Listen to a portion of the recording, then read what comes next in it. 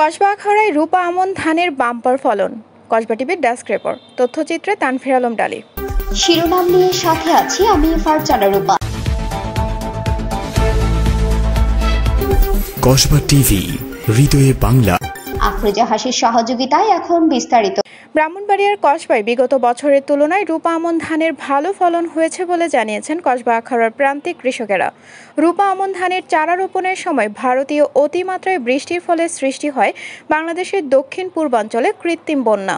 বন্যার পানিতে তলিয়ে যাওয়ায় কিছুটা ক্ষতিগ্রস্ত হয়েছে ব্রাহ্মণবাড়িয়া, কসবা, আখাউড়া, কুমিল্লা, ফেনী, নোয়াখালী সহ দক্ষিণ পূর্বাঞ্চলের কৃষকেরা। তবে এবছর প্রাকৃতিক এবং ভাইরাসজনিত রোগবালাই এবং পরজীবী দ্বারা তেমন কোনো ক্ষতিকর প্রভাব না পড়ায় প্রতি বিঘা 20 থেকে 25 মণ হিসেবে ধানের উচ্চ ফলন হয় এবং ধানের দাম প্রতি মণ 1050 থেকে 1200 টাকা দাম পাওয়ায় সন্তুষ্ট কৃষকেরা। ইতিমধ্যে চলছে ধান কাটা এবং মাড়াইয়ের কাজ। উপজেলা সহকারী কৃষি সম্প্রসারণ অফিসার মোহাম্মদ আলী আকবরের তথ্য অনুযায়ী এবছর কসবা উপজেলায় 11,890 হেক্টর আমন ধানের জমি চাষ করা হয়।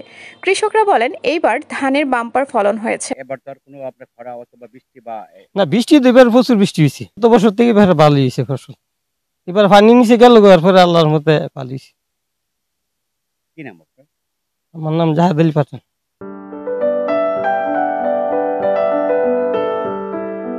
কসবা উপজেলা কৃষি এবছরে রূপা আমন বাম্পার ফলন আশা করছে অনেকে, এবং ঝড় বৃষ্টি এবং পোকামাকড় থেকে এবার তেমন নেই। যে এবছর আপনারা ওই যে রূপা আমন কত হেক্টরে চাষ হয়েছে? 11,890 হেক্টর আমাদের আবাদ হয়েছে। এবার রূপা আমনের ব্যাপক ফলনের ফলে বাম্পার ফলন হয়েছে বলে আমরা জানতে পেরেছি। আমরা আশাবাদী গত বছরের থেকে এবারও যদি বন্যা খরা থাকে তারপরেও ব্যাপকভাবে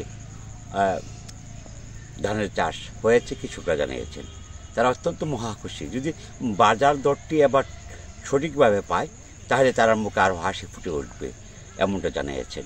বর্তমান এর সময়ে এই বাম্পার ফলনের এক বিপুল মাইলফলক সৃষ্টি হয়েছে। আশাবাদী তো কমার্শিয়াল ডালি, কসবা টিভির সাথে থাকুন। কসবা টিভিকে লাইক, শেয়ার, কমেন্টস করুন। কসবা টিভির সংবাদের সাথে থাকার জন্য ধন্যবাদ জানাচ্ছি। পরবর্তী সংবাদ পেতে আমাদের চ্যানেলটি সাবস্ক্রাইব করে রাখুন।